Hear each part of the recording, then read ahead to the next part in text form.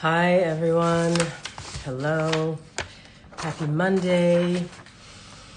Hello, hello. I'm going to be waiting for people to join us. Hi, everybody. Hello.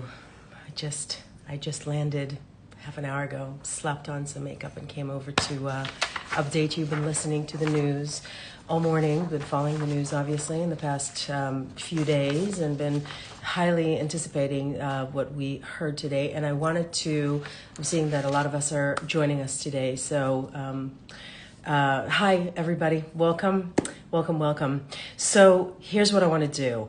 It's very important that we break down this plan. I wanted to give you context to understand what is going on because I've been getting texts all morning going, what does this mean? What does this mean? So I'm going to tell you what this means. And hopefully we can all move forward. Now, still, our Instagram is open. Go to our stories and send us questions. So whatever question you have, our teams are on Instagram stories and they're collecting your questions and they're going to send them to me. Obviously, I can't answer every single one of the questions, but I'm going to be answering the questions.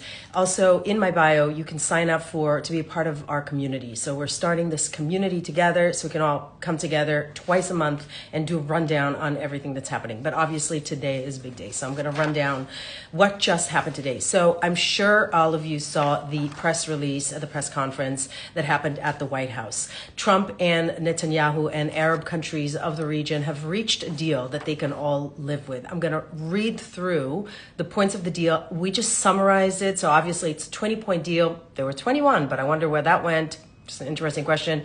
20 points deal that I'm going to summarize. I'm going to read them out loud for you in a kind of concise way and then explain what each and every one of them means and then answer the questions that you have and explain the context of the situation. So here goes.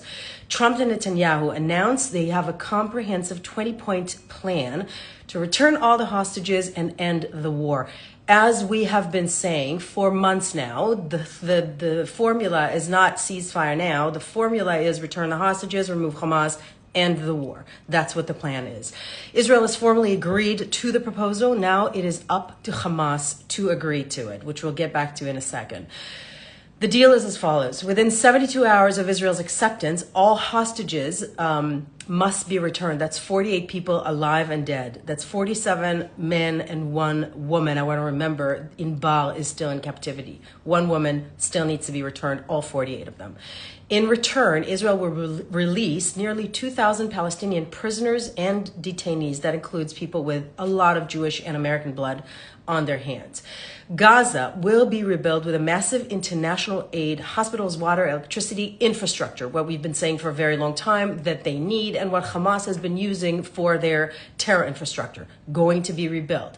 Governance will shift to a technocrat Palestinian committee overseen by new International Board of Peace, chaired by Trump, with leaders like Tony Blair. So they're inserting the international community into the governance of Gaza. Very important. If there was one thing that was incredibly apparent after October 7th is that the Palestinians, sadly, were not ready to govern themselves on their own right now because they were given land. And what they came up with was October 7th and the most fortified region in the world, which is Hamas, which is Gaza, essentially. So international governance to help the Palestinian people create their own sovereignty. Hamas and other fractions will have no role in Gaza's governance, okay? All tunnels, weapons, and terror infrastructure will be dismantled. So no role in Hamas, for Hamas in the new future of Gaza. An international stabilization force will secure Gaza, train a vetted Palestinian police, and work with Israel, Egypt, and other regional partners. Very important.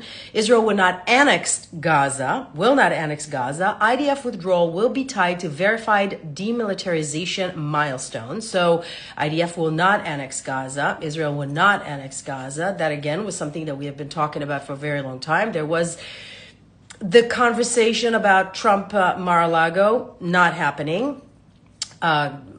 Experts have been saying that it had no probability anyway from the beginning. Economic revitalization includes a special economic zone, foreign investments, and job creation for the Palestinian people. The plan envisions a long-term pathway towards Palestinian self-determination and peaceful coexistence with Israel, not instead of Israel. Thank you very much. Yahya Sinwar. And everyone wins. Everyone wins. The hostages come home. Aid flows into civilians. Israel gains security. Gaza gets the chance in peace and prosperity. Now, even Hamas members, if they decide to disarm, they're going to be offered amnesty in other countries, to be determined which countries they'll be. Now, the first question that we got, okay, was, and it's a very important question, is what's the difference between this plan and another plan? And massive difference. So number one is there's no discussion right now of a Palestinian state. Here's the thing. I was of the peace plan. I used to be the obvious two-state solution. I grew up in that kind of like world, and that kind of a political slant. And it became very apparent that it's at this moment not available. So what we've been saying is that this whole UN charade that happened last week, in which a bunch of countries agreed on a they acknowledged a Palestinian state, that's great, but that's magical thinking. Who are we working with here? A part of what needs to happen is de-radicalization of Gaza and basically retraining the population there, because they have been brainwashed for decades to be anti-Semitic, anti-West, anti-American, and their desire was to wipe Israel off the map, which is exactly what happened on October 7th. So we're waiting for questions. So here's another question, right? What countries are going to give the safe passage to Hamas leaders to be determined has not been agreed on yet. If Hamas terrorists are willing to die for the destruction of Israel, why accept this? The intention is that they stop doing this. Here's the broad context of everything that's happening now, okay? This is another offer for the Palestinians. This is another offer at sovereignty. Another offer that Israel's doing, another hand that Israel's reaching out.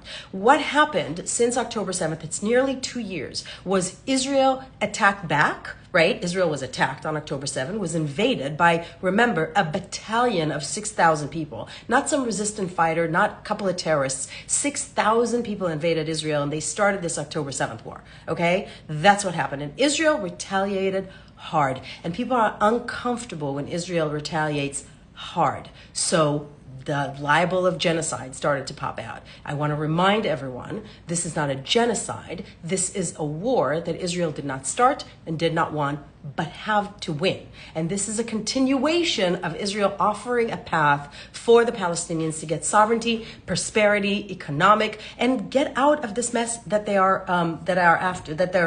in right now that is entirely self-created. I'm waiting for more questions. Okay. How is this being received in Israel? That's a great question. We're hearing a bunch of various reports. So first of all, everybody's trying to read between the tea leaves. There are a lot of people on the right that are upset about the apology of Benjamin Netanyahu to the Emir of Qatar. We're getting a bunch of these tweets, which we've seen everywhere on X, saying, well, did Qatar, so Benjamin Netanyahu apologized for Qatar, did Qatar apologize for October 7th? Because remember, Qatar is a supporter of the Muslim Brotherhood, and there is a relationship there between Qatar and Hamas. So it's been everywhere from the center, the center right as well is happy about this, but like the extreme right is still quiet. So if you ask Ben Gvir and Smotrich, which are the absolute right wings of the Israeli government right now, they're silent, which is really interesting. But the center right and all the way to the left, obviously, are happy about this because it at least gives us a path forward, and it guarantees the return of the 48 hostages, which really, there's no moving forward until they come back. So thank you for that question. Does this affect Netanyahu's coalition government? To be determined. We haven't, as far as I know, I'm looking, I've got a bunch of TVs open around me so I can give you the, kind of like in Hebrew as well, so I can kind of give you the download. To be determined. Look, there's election year anyways next year. So if I am thinking of Ben-Gvir and Smotrich, their silence speaks louder than anything else. There might be a government shift. The election's supposed to be in November right now. Reports are saying, I saw on the news in Israel, they're betting on January, February, March, maybe February. So this might not this might not work for the right wingers of Israel, the extreme right wingers of Israel, which are Smotrich and Ben-Gvir. They're the ones that are, the only ones in Israel that were calling for an actual settlement of Gaza. Everybody else was pretty much like, yeah, that's not going to happen. It's not what we want. And the military was like, this is not the intention here.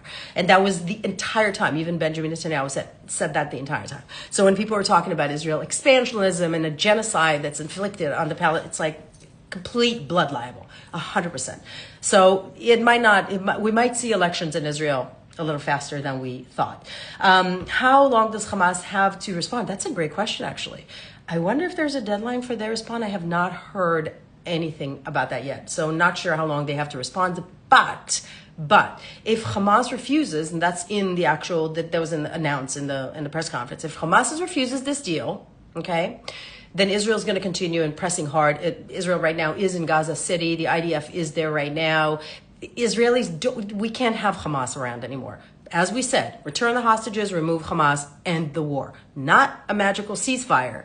Return the hostages, remove Hamas, end the war. Or as a friend, a close friend who's not Jewish or Israeli or anything, said to me that his children became very radicalized and they came up to him with, oh my God, Israel's committing a genocide. And he just looked at them and he didn't know anything. He didn't even talk to me about this before. And he said, I don't think that's a genocide if that so-called genocide can end if they return the hostages. Common sense, okay? All right, next questions. How long does Hamas have to respond? Sorry, I read that. Who will be financially responsible for rebuilding? Did the agreement stipulate that? No, but my guess would be Qatar and Saudi Arabia. The plan right now, the intention, the vision that everybody's holding is the new Middle East, which is the new Middle East that has been verbally created and imagined by Shimon Peres, that came into fruition, into reality with the Abraham Accord by Trump and Benjamin Netanyahu, which is incredible when you think about that, and can actually get another wave of coming into fruition with this Trump and Bibi and this entire plan. MBS is very much into it. Saudi Arabia is very much into it. Everybody wants calm and security in the region other than jihadists. So that's kind of like the prism that you need to look at. Who wants security, calm, prosperity, conversations, economic health, peace? Who wants peace? And who is a jihadi that is interested in Islamist radicalization and an Islamic caliphate in the region? That's your line. Okay. No deadline yet is what I'm hearing. No deadline yet. So again, let me summarize everything to all of you that have joined us. Some have left, some have joined us. So hi, we've all watched the news conference today, or some of us. I just took us down the plan, the 20-point plan that has been proposed by Trump, that has been agreed upon with Israel. It's a plan that if Hamas says no to, then we can all see what they're after. It's a plan that has been accepted and designed and created with all the countries in the region. Again, what we've been saying from the beginning is that this is a regional solution. That's what needs to happen here, because jihadism is not Israel's problem. Jihadism is the entire region's problem. And we all need to solve this. All right, more questions are coming in. Why does Qatar think that they can get Hamas to accept this now? Interesting question. So I'm going to borrow from Amit Segal here, who said this on the news, and I just liked the imagery. All right. So just imagine for yourselves. There was an attack on Hamas leadership that did not go well, right? In Doha, in Qatar. So once those Hamas leaders they're housed in Doha, once those Hamas leaders know that they've been saved by God knows, right? They're now in a safe room. They're guarded by Qatari people. They can't walk out. They understand that it's a really kind of tricky situation right now, and they're being given this paper and saying, sign. I hope, right, that the Qataris have already got Hamas at least over the line. Last we got, very recently, is that Hamas received the paper and is looking at it favorably. Great. Thank you so much. And by the way, when all of this is over, when the war is over, we're going to have to kind of like see the pros and cons for Hamas and see, was it worth it for them? Because their intention was to create the Al-Aqsa flood. Their intention with October 7 was to take Israel down. And what happened is that right now, almost 2 years later, Israel's beaten and sad and people are exhausted and we still have hostages there, but the Iranian ring of fire around Israel is gone. All right? That is one thing that we have to remember. So Donat Yahya Sinwar was with us, and thank God he's not. What would he think about this right now? Was it all worth it for him? But we'll talk about this later on with the war. All right, more question. They said, when they haven't been able to. Okay, it's interesting to see why why do they think they can get the deal now and not before? Maybe it had something to do with the attack. Maybe it didn't. I'm not entirely sure. All right, do we have more questions coming in? Let me see. Hello, everybody. People are saying that the apology for the Emir of Qatar is a mistake. Thank you for all the compliments. You're lovely. It's not about me right now. The apology for the Emir of Qatar was something that needed to happen. This is how diplomacy works. It probably was for something else. I also think that it's not the first time that Israel does this. There are mistakes that are being done, and personally, to be honest, I don't think there's anything wrong with a mea culpa on anything. If that's what Bibi thought was the right thing to do, I'm teaching my son that asking for forgiveness and taking responsibility is an important thing in an adult human life. So I don't think that it was a mistake, but like let's see what we got in return for that. All right, next questions. No next question. I'm looking at your questions here. Okay, I don't know about that. I'm not going to repeat that. Unfinished business with Iran. Unfinished business with Iran. Great question. Murmurs are that there might be another round with Iran. Murmurs are there's also intelligence that Iran is rebuilding its missiles arsenal with the help of China. So that's a great nexus of evil right there. So hopefully that doesn't happen. Hopefully there isn't another round with Iran. This was something that was extraordinarily necessary. It was an amazing allyship with the United States, between the United States and Israel. It was clean. It needed to be done. We saw the international reaction to it was everybody was like, oh, great. Well, and as always, you have to understand, Israel's doing the dirty work for the region. That's what's happening. And I don't care how many Hollywood actors are saying that they sign letters, and I really don't care. I don't care. They don't understand what they're talking about. All right. Netanyahu apologizes to Qatar. Shouldn't Qatar apologize to Israel? I'm going to leave that open. It's not up to me. I was not in the call. All right. Who's going to control Gaza the day after? Not Israel and not the Palestinian Authority yet, and certainly not Hamas. So that's where we're at right now, which is arguably a good outcome. As we joke in Israel often, it's not like Norwegians are all of a sudden going to be like, we'll take over Gaza. Gaza needs to be ruled, self-ruled, and they need to be aided by their Arab brothers and sisters. That's what needs to be done. And hopefully it will be done. All right, reading the questions. How will the peace do? Okay, it's a great question. Can you feel empathy for the Palestinians? Yes, of course I can. Of course I can. Maymana asked me this. I absolutely can. And look, for feeling empathy for the Palestinians as well, I get sometimes crap from right-wing trolls, and I don't care. I feel empathy for anybody who doesn't want to kill me. Everybody. Like, seriously, we're all humans, and the fact that there are brainwashed children, I feel terrible for brainwashed Palestinian children. But it's a cursed society if they're brainwashing their kids like this to be happy about death of Israeli children. It's just horrible. So I do feel empathy for anybody who doesn't want to kill me. If you want to kill me, aka Hamas, no empathy whatsoever, and goodbye. And thank you so much, IDF. My goodness, it's all because of you. Every single one of you. You're amazing. All right, next question. All right, talk more about Paris's New Middle East vision. All right, and the Abraham Accord countries. Okay, so Shimon Peres was Israel's. He was a prime minister. He was a president. He was minister of defense. He was created the Israel's defense apparatus in various ways.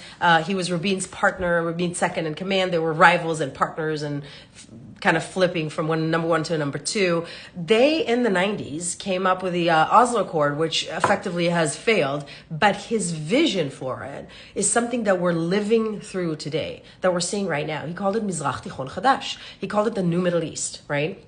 And his vision was the integration of Israel into the region, acceptance of Israel. Because what's happening with the Palestinian narrative is a resistance to the existence of the state of Israel, which is why they've been refusing every peace deal that has been handed to them from like the 20s onwards, okay? And every coexistence deal. And the UN Resolution 181 to divide the land to Arabs and Jews. They've been saying no to everything. And that is just like not... That's unsustainable. Okay, so that was Shimon Peres's New Middle East. His vision was of economic partnerships, of a train that starts at Jeddah in Saudi Arabia and goes all the way through Damascus and to Europe, right through Haifa, and which is something that was very close before October 7th, which is one of the reasons that Yahya Sinwar attacked Israel. So that vision of the New Middle East is the vision that is being held and that was being communicated today in the White House. That kind of,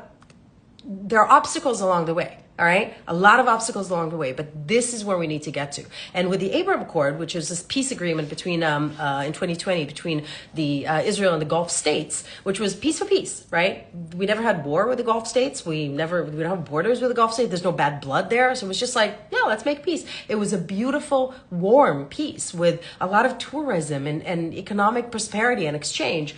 All of that did not work for Hamas. So Hamas tried to stop and block all of that, and we're not going to let them do it. We're just not going to let them do it. And this is what's happened today. And I'm listen, it's not, no deal is perfect, but for where we're at, I want to see the hostages home. That's what I want to see. I want to see the hostages home. All right, do we have any more? Oh, all right, questions. Does the timing of October 7th or the high holidays play a role in this? Is a question. It's a great question. Does the timing play a role in this? I would hope so. I mean, it's 2 years. It's the longest war that we've fought in recent history since 1948. It's time to end the war. The majority of Israelis want to see the hostages return and the war ends. That's just the way it is. So, probably, possibly, hopefully. All right, question. Trump said that he wants his Secretary of State to handle this, but is prepared to have his Secretary of War handle it if needed. This is possible through diplomacy, or will this have to end by force? Great question. So can this end by diplomacy, or is it going to have to end by war? That's up to Hamas. It's up to Hamas. We're at a juncture right now in which Hamas has to take this deal. That's it. It's over for them. Hamas is effectively lost. They have no military power, they have no political power, and they have no allies in the region. That's it. Okay. Did you guys watch the movie, the Monty Python, The Holy Grail? All right. I know this is very old. It's a very old movie. There's a scene there of a knight that's starting a fight with another knight, and they start chopping his arms off, and he goes, well, your arm is chopped. He goes, no, it isn't. It's fine. It's nothing. It's nothing but a flesh wound. It's fine. And they keep on fighting. No, it's nothing. Another arm gets off, and then they chop off his feet. And this little thing just goes, I'm still fighting. I'm still fighting. That's where Hamas is at right now. They're effectively done, and they need to take this deal. So God willing, they will. All right, another question. Anyway, all right. No more questions. Okay. There's optimism in Israel. I'm getting that from here. Okay. Message from Iran. Oh, hi. We love you. Hi. I'm seeing people from Iran here. Oh my God, that's so incredible. We just want this to end. Can we just have less testosterone and more conversations? How great would that be? Okay. Oh, a great movie, somebody is saying. Yeah, watch The Holy Grail, the Monty Python and the Holy Grail if you want. And when you get to that scene, you'll see what I mean. Okay, so let's summarize this and then we can continue watching the news. There has been a 20-point peace plan that has been proposed at the White House today. Within 72 hours, all hostages need to be returned. Israel will withdraw to agreed upon borders. Perimeter will be kept to keep Israel safe and secure. There'll be a technocrat government that will oversee the recovery of Gaza. They need a lot of help, and we need to make sure that they get that help. And that's it. Hamas needs to agree to the deal. Israel agreed to that deal. 7 other Arab countries of the region have put this deal together. That's what needs to happen, and God willing, it'll happen. It's not a perfect deal. No deals are perfect, but got to get the deal done. Got to get a deal done. So hopefully we're going to see a vision of a new Middle East coming into fruition and soon. And that's it. In my bio, you can see there's a sign up for our community. So sign up for our community and join this conversation. We're going to do these twice a week, and you're going to get a bunch more content. But for now, listen. Return the hostages, remove Hamas, end the war. We're done. Hopefully, Hamas will come to the table. I love you all so much. I appreciate you following us. And I don't know. Am Yisrael Chai, and God bless America.